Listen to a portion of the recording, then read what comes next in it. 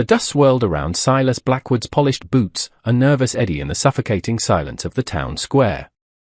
He stood on the makeshift auction block, a collection of sturdy crates, his portly frame exuding a smug authority that choked the breath from the assembled townsfolk. His gaze, like a vulture's, swept over the woman standing before him, Ilara Vance. Her dress was patched but clean, her face pale but for the twin spots of defiant color high on her cheekbones. Her hands were clasped so tightly before her they were bloodless. Behind her, unseen but palpably present in her terror, were her two small children, shadowed by the threat of starvation and a future Blackwood was all too eager to dictate. The air was thick with shame, the gazes of the townsfolk mostly downcast, fixed on the ground as if solutions might sprout from the barren earth. They were a gallery of fear, their inaction a chorus to Blackwood's cruel overture. He was foreclosing on a debt her late husband had foolishly incurred, and Ilara was the final, most valuable collateral. Blackwood cleared his throat, a sound like gravel grinding. "Well now, Ilara," he began, his voice oozing a grotesque paternalism, "the good people of Redemption have heard the terms. Your meager possessions have barely covered the interest. Your land, such as it is now mine." He paused, letting his words hang, each one a hammer blow. "But I am a man of opportunities." A greasy smile spread across his face, and his eyes roamed Ilara with a possessive glint that made several onlookers flinch. Ilara's voice, when it came, was a mere thread, yet it sliced through the oppressive quiet. Her eyes, wide and luminous with a mother's ultimate desperation, fixed on Blackwood, not with subservience, but with the raw courage of a cornered animal. "I have nothing left, Mr. Blackwood." "Nothing but myself." A tremor ran through her, but her gaze held. She said, and her voice gained a chilling clarity that echoed across the silent square, each word a shard of her dignity, "I'll serve you forever, master, if you feed my children tonight." The word master was a brand on her own soul, offered up in the most terrible bargain. The crowd stirred, a low murmur of discomfort and horror, but none moved, none spoke up. They were caught in the web of Blackwood's power, their own debts, their own fears. Blackwood's smile widened. This was better than he'd hoped. He saw not a woman, but a possession, a trophy of his dominance. His eyes flickered with a dark hunger. He was about to speak, to seal her fate with a triumphant affirmative, when another voice, unexpected and resonant, cut through the charged atmosphere. "That won't be necessary." The words were quiet, yet they carried the weight of iron. Every head turned.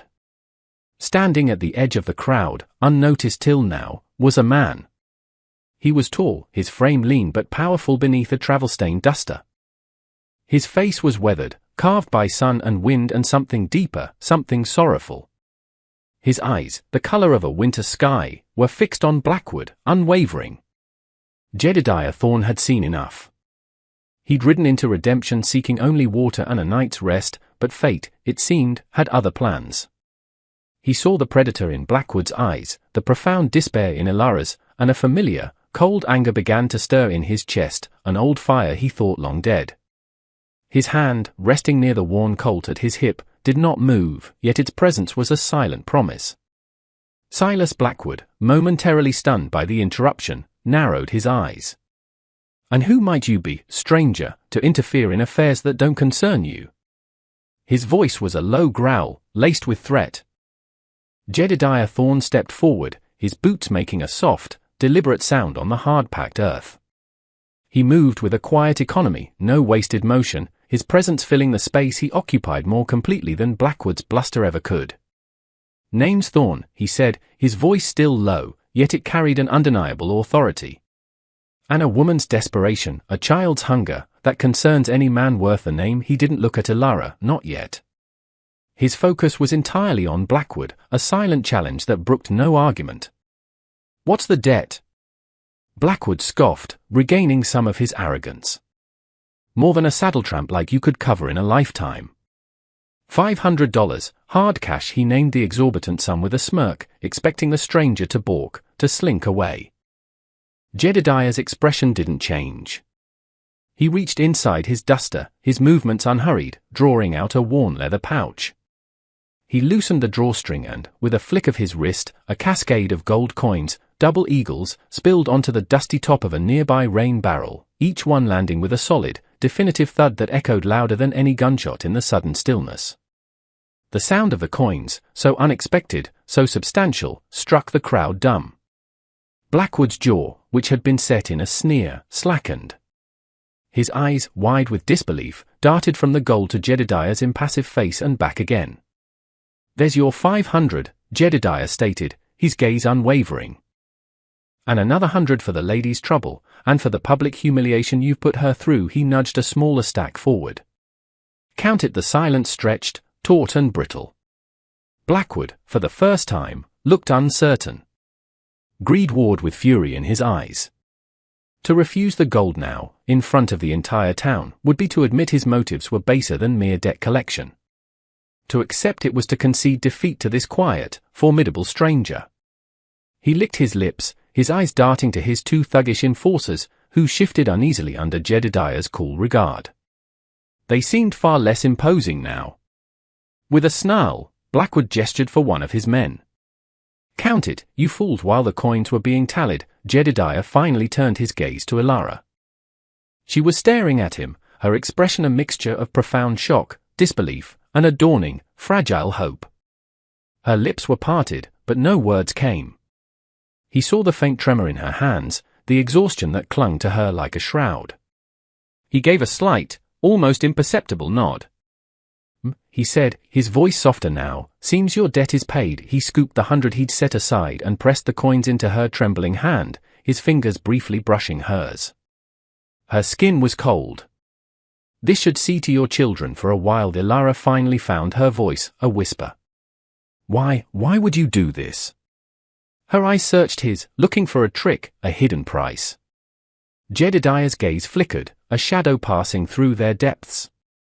"Let's just say I don't hold with bullies." He turned back as Blackwood, his face a mask of barely controlled rage, confirmed the count.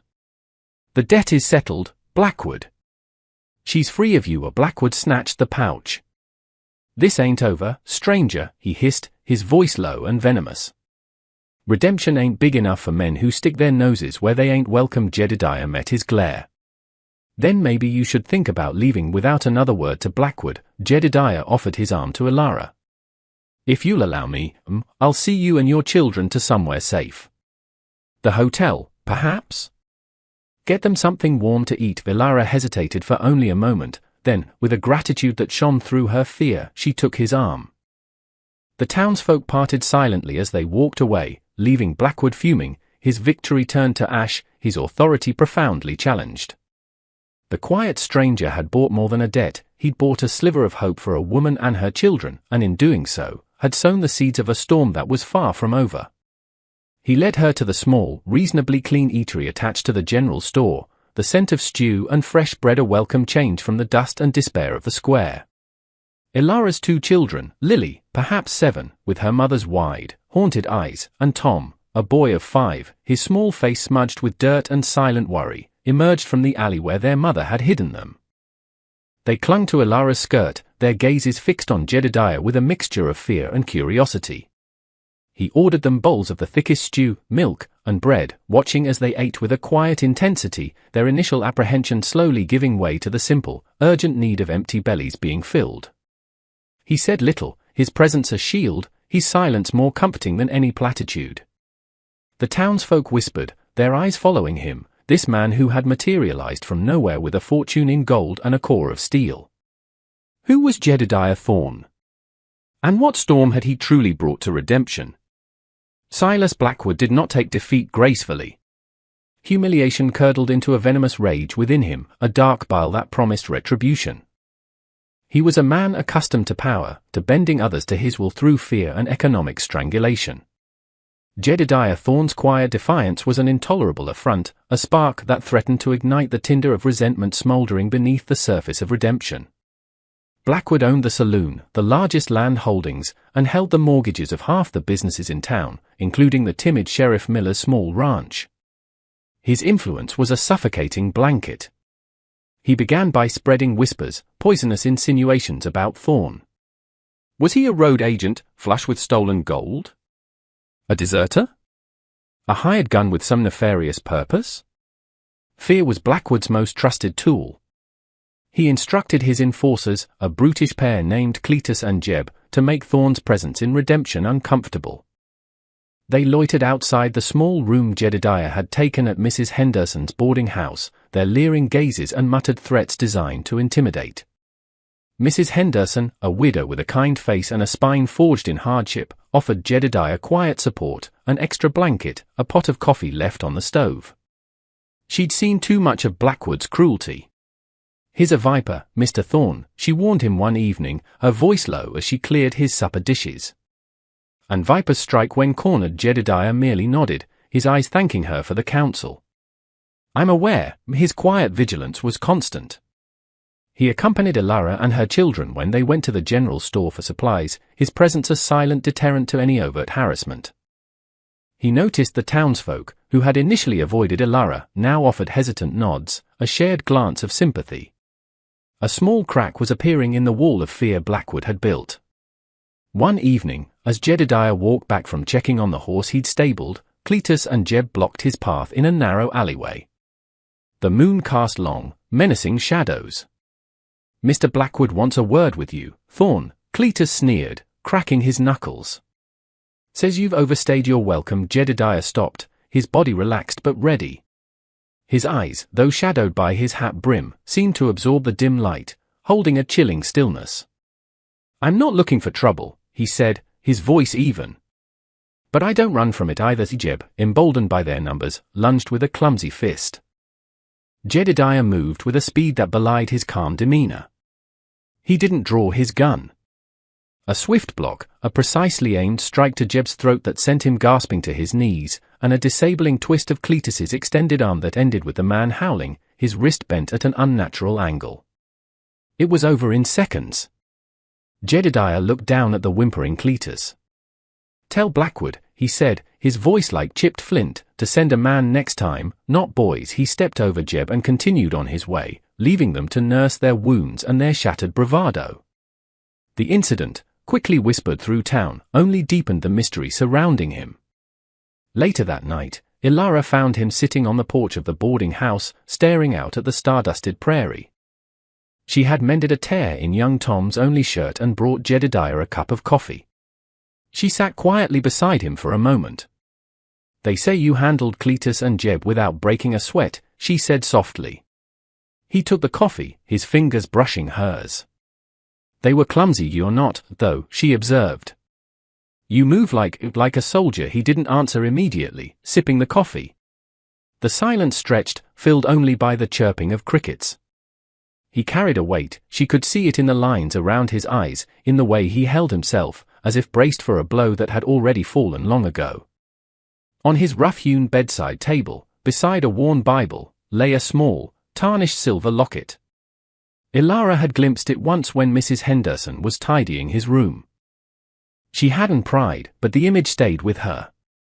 Finally, he spoke, his voice low, almost a whisper, not looking at her but at some distant point in the darkness. "I had a family once. A wife, Sarah, and 2 children. A girl, Martha, and a boy, little Caleb." His voice caught, just for an instant, a raw edge of pain exposed. "Fever took them. Swept through our valley like a wildfire. There was a man, a charlatan, selling promises of a cure. Took our money, gave us nothing but false hope. By the time we knew better, it was too late." He paused, the silence heavy with unspoken grief. "I stood by. Watched them fade. I didn't fight hard enough for them, not against the sickness, not against the lies." His hand clenched unconsciously around the coffee cup, the knuckles white. The air grew cold around them, despite the mild night. "I wasn't there to protect them when it mattered most. I see their faces." He trailed off, the admission hanging raw and exposed in the night air. Elara's heart ached for him. She saw it then, the source of his quiet strength, his fierce protectiveness. It wasn't just abstract morality, it was atonement. He was trying to silence the ghosts of his past by saving her and her children from a different kind of predator. "You couldn't have known," she whispered, her voice thick with empathy. "You can't blame yourself for a sickness." Jedediah finally turned to look at her, his eyes filled with a profound, weary sadness that mirrored her own past losses. Maybe not for the sickness, but for not seeing the wolf in sheep's clothing sooner. For not standing up when a stand needed to be taken.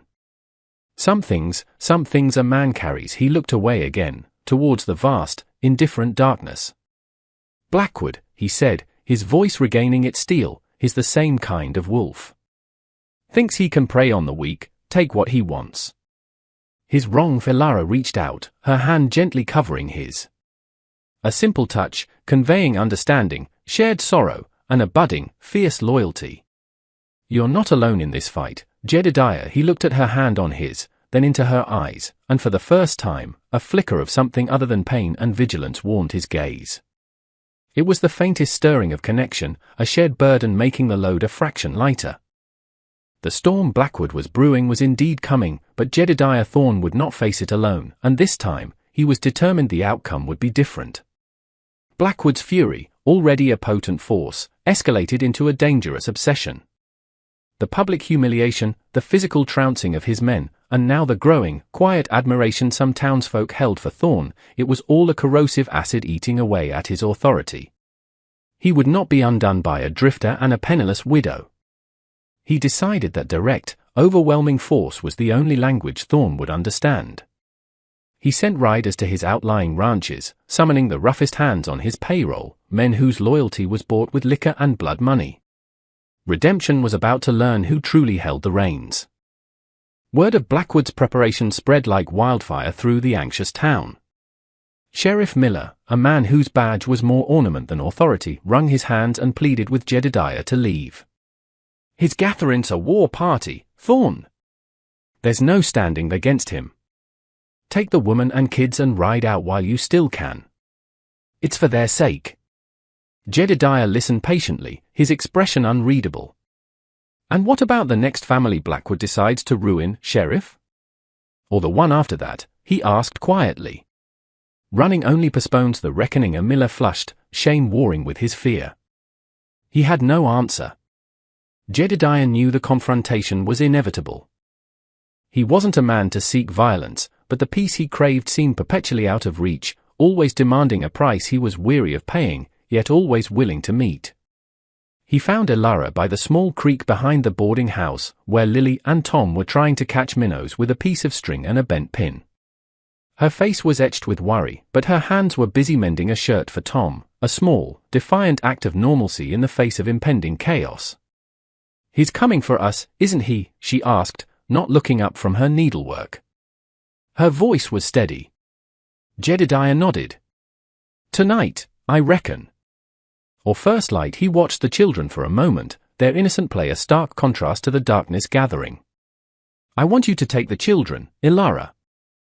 Mrs. Henderson has a root cellar, sturdy and hidden. You'll be safe there. Ilara finally looked up, her eyes meeting his, clear and resolute. And you, Jedediah? Where will you be? I'll be where he expects me to be, he said simply. Drawing his fire. No, she said, a new strength in her voice. We faced him once for our lives. We won't hide while you fight our battle alone. This is our home, what little of it there is. These are our children.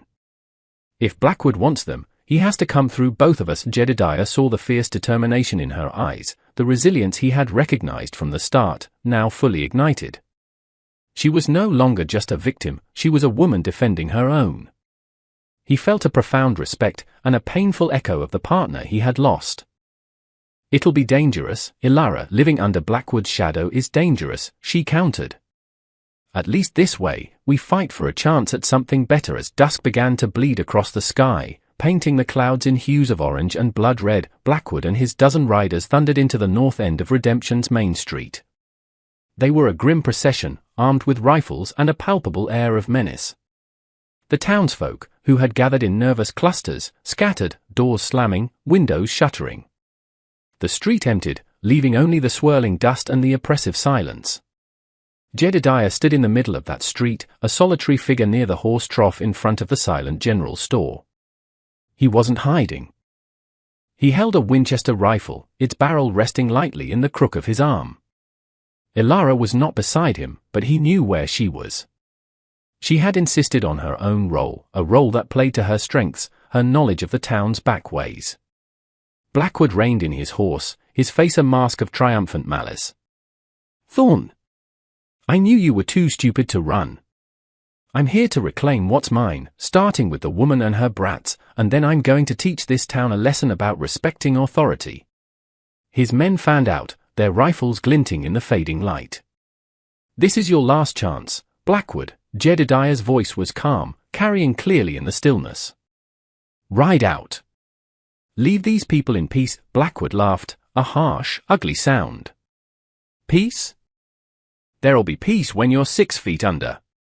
He raised his hand, about to give the order to fire. In that instant, a lantern flared to life in the window of the abandoned smithy down the street. Then another in the bakery. And another in the dressmaker's shop. One by one, lights appeared, small acts of defiance. And then, figures. Mrs. Henderson, holding an old shotgun, stood on her porch.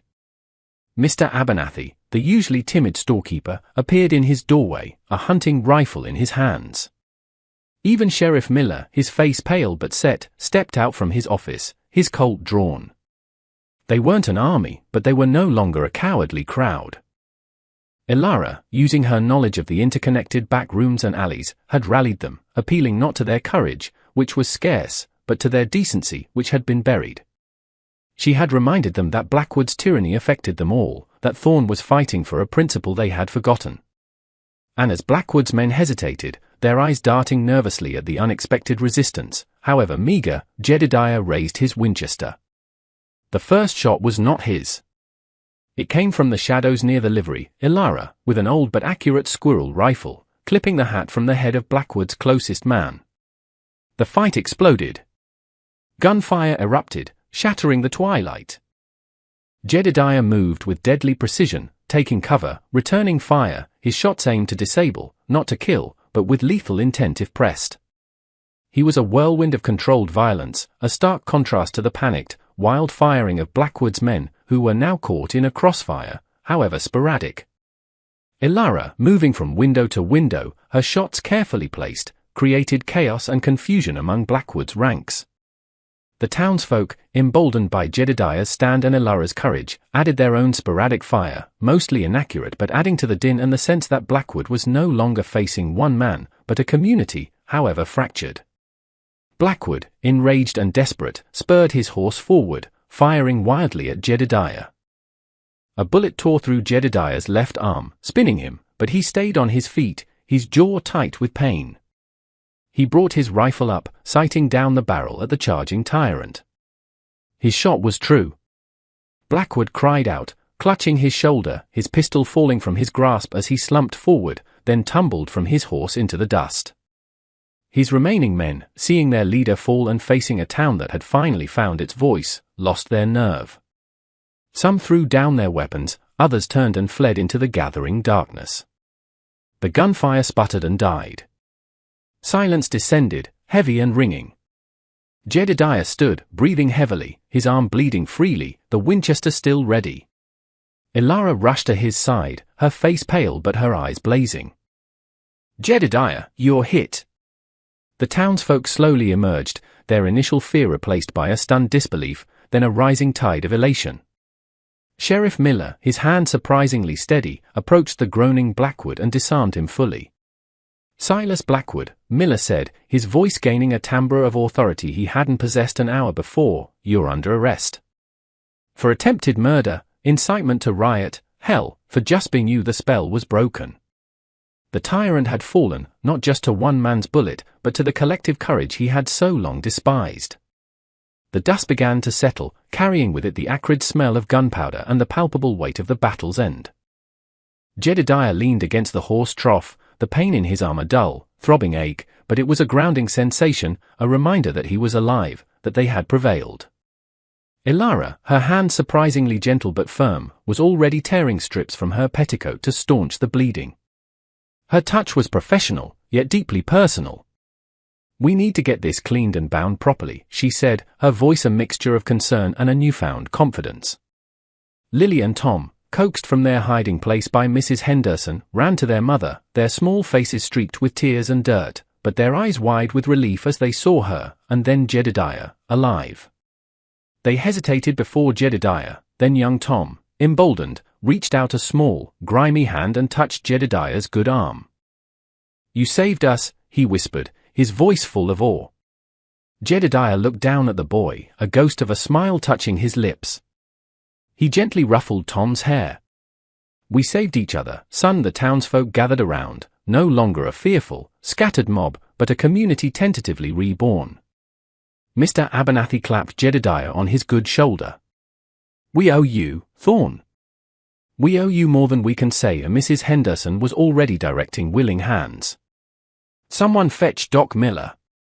And bring water, clean cloths." Sheriff Miller, his badge seeming to shine a little brighter in the dim light, hauled the wounded and cursing Silas Blackwood to his feet, assisted by 2 deputized citizens who now looked Blackwood in the eye without flinching. "Your reign's over, Silas," Miller stated, the words carrying the weight of a long-overdue justice. "Redemption's gonna breathe free for a change." Blackwood spat at his feet but said nothing, his face a contortion of pain and impotent fury. Later, after Doc Miller had cleaned and stitched Jedediah's arm, declaring it a clean wound that would heal well with rest, Jedediah found himself on Mrs. Henderson's porch once more. Elara sat beside him, nursing a cup of coffee he suspected was more for his benefit than hers.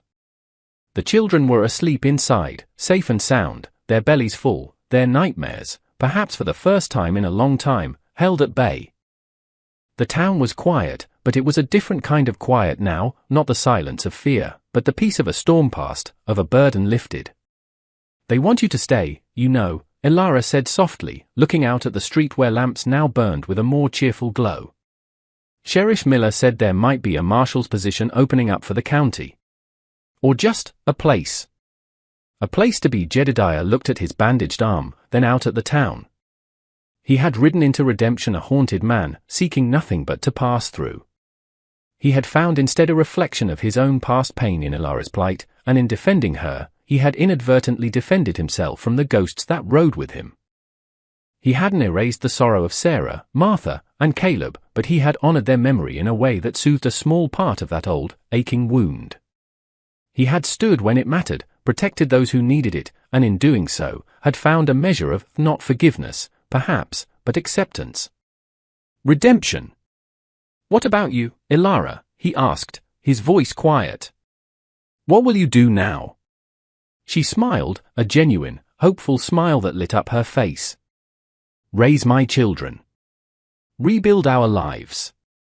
Thanks to you, we have a chance." A real chance. She paused, then met his gaze directly. "We'd like it if you stayed, Jedediah. Lily and Tom, they've taken a shine to you." "And I?"